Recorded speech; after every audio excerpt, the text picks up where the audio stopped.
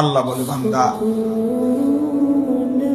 জাহান্নামের আগুনের চেহারা, গাল, শরীর মাছ যেভাবে উলট পালট করে তেলের মধ্যে ভাজে, এমন ভাবে চেহারাটা এরকম উলট পালট করে আগুনের মধ্যে পোড়ানো। ইয়াকুলুনা ইয়া লাইতানা আতা'না আল্লাহ ওয়া আতা'না আর-রাসূলা। প্রতি সেকেন্ডে জাহান্নামী আল্লাহকে বলবে, মাওলা হায় আফসোস, আহা আমার মন্দ কপাল, আমি যদি আল্লাহ রাসূলের আনুগত্য করতাম। ইয়া লাইতানা আতা'না আল্লাহ ওয়া আতা'না আর-রাসূলা।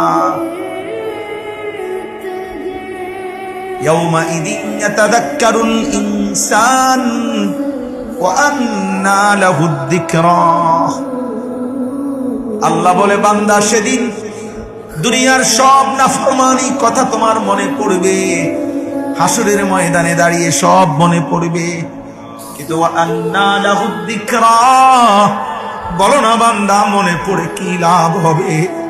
ফি ইয়াউমিন কানা মিকদারুহু 50,000 সানা, 50,000 বছর, 50,000 বছর।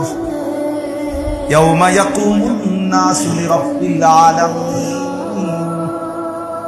রব্বুল আলামিন বলেন, কিয়ামতের হাসরের ময়দানের ওই দিন, 50,000 বছর লম্বা সেই দিন, সমস্ত মানুষ 50,000 বছর এক টানা দাঁড়িয়েই থাকবে।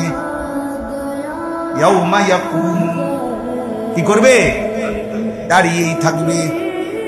আল্লাহর নবী বলেন, মাওদাউ কাদামিন, পায়ের তালুর নিচে যেটুকু জায়গা, এইটুকু জায়গায় বরাদ্দ পাবে।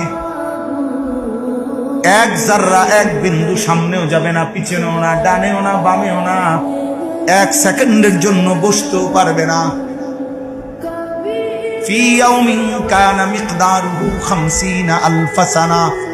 আযাব তো হবেই বন্ধু, সেই দিন চূড়ান্ত আযাব আসবে, যেই দিনের দৈর্ঘ্য 50,000 বছর।